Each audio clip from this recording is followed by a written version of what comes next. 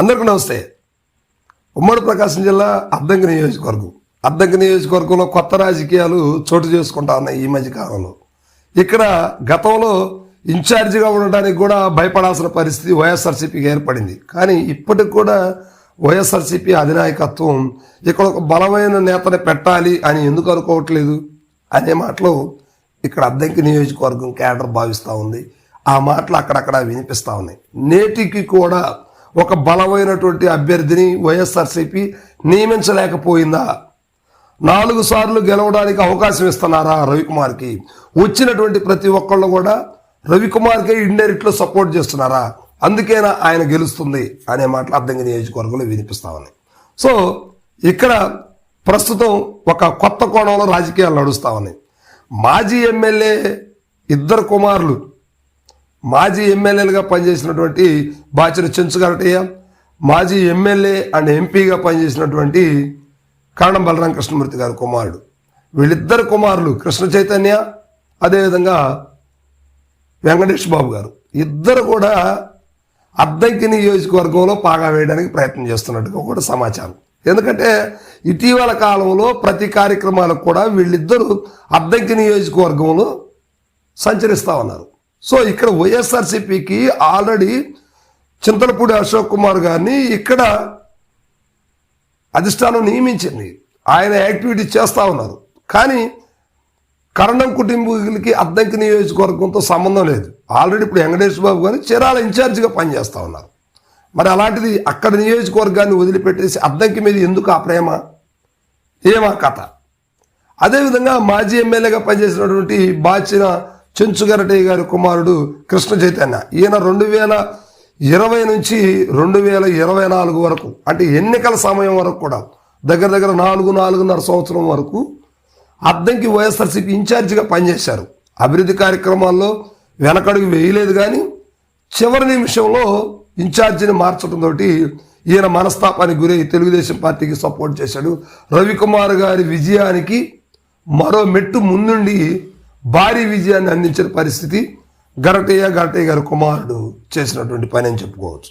So మరి ఇంత వర్గం ఉండి ఇంత పవర్ ఉండి ఆనాడు ఇండిపెండెంట్గా ఎందుకు పోటీ చేయలేదనే మాటలు కూడా కొన్ని వినిపిస్తా ఉన్నాయి. అయితే సో ఇప్పుడు మొత్తం మీద వైఎస్ఆర్సీపీకి 3 వ్యక్తులు అద్దంకి నియోజకవర్గంలో తిరుగుతున్నారా?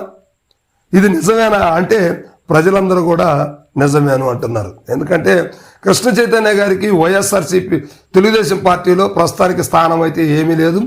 ఇప్పుడు డీలిమిటేషన్ ద్వారా కొత్త నియోజకవర్గం వస్తాయేమని చెప్పేసి కొంచెం ఎదురు చూశారు. కానీ ఆ పరిస్థితి ఇప్పుడు అది కూడా ఆశ కూడా పోయిన పరిస్థితులు కనిపిస్తాను. మరి ఇలాంటప్పుడు ఇక్కడ కష్టపడి తిరిగి పనిచేసినటువంటి వ్యక్తులకి నెక్స్ట్ రాజకీయ భవిష్యత్తు ఎక్కడుంటుంది?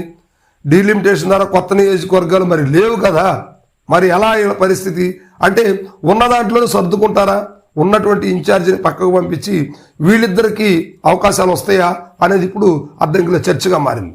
ప్రస్తుతం మరి ఇన్ఛార్జిగా చీరాల్లో వ్యవహరిస్తున్నటువంటి కరణం వెంకటేష్ బాబు గారు అద్దంకి మీద ఆ ప్రేమ ఏంటి, ఎందుకు ఆయన అద్దంకి పదే వస్తున్నారనే మాటలు కూడా అద్దంకిలో వినిపిస్తా ఉన్నాయి. ఇది ముఖ్యంగా తెలుగుదేశం పార్టీ నాయకులు ఇక్కడ ఈ విషయాన్ని హైలైట్ చేస్తూ ఉన్నారు.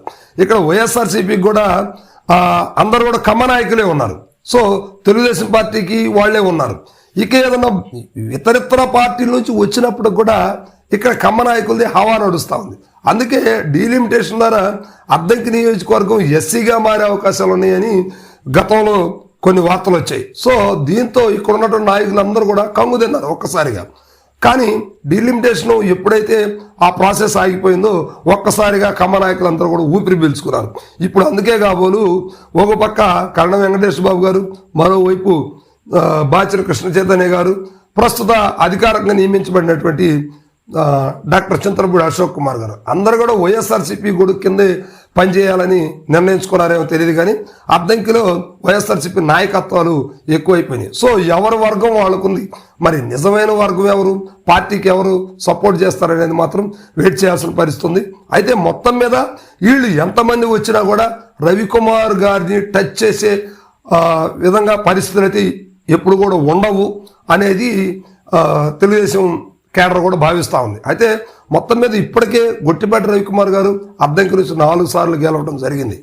అయినప్పటికీ ఆయన ఓడించేటువంటి ప్రతిభ గల దమ్మున్నటువంటి నాయకులు అద్దంకిలో లేరనేది ఆయన అనుచరులు భావిస్తున్నారు. సో మొత్తం మీద ప్రస్తుతం రవికుమార్ గారికి ఇప్పుడు మంత్రి అయ్యారు కనుక, కూటమిలో మంత్రిగా ఉన్నారు కనుక వ్యతిరేకత అనేది కొంత కనిపిస్తూ ఉంది. అయినప్పటికీ కూడా వైఎస్ఆర్సీపీకి బలమైన నాయకత్వం లేకపోవడంతో మరలా రవికుమార్ గారికే జై అనే పరిస్థితులు అయితే అద్దంకిలో కనిపిస్తూ ఉన్నాయి. మరి ఇలాంటి పరిస్థితిని ఎదుర్కోవాలంటే వైఎస్ఆర్సీపీ అధినాయకత్వం ఎలాంటి నిర్ణయాలు తీసుకోవాలి, ఎలాంటి వ్యక్తులను పెట్టాలో ఒకసారి మీరు కామెంట్ రూపంలో తెలియజేయండి.